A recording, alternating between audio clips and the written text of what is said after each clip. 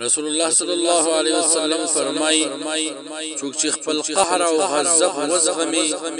قهر او غضب کنټرول کی الله جل جلاله به قیامت پر ورځ عذاب وساتي.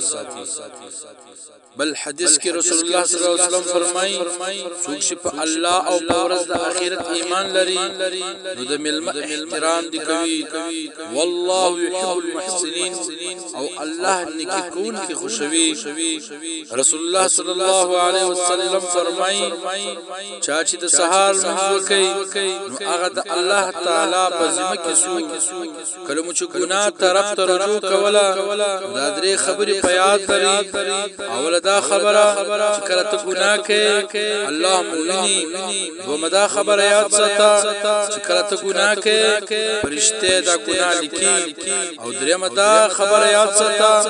او په هر حال کې مرګ راتلونکی ده نو ته ګناه کوي په دې وخت کې وخت ته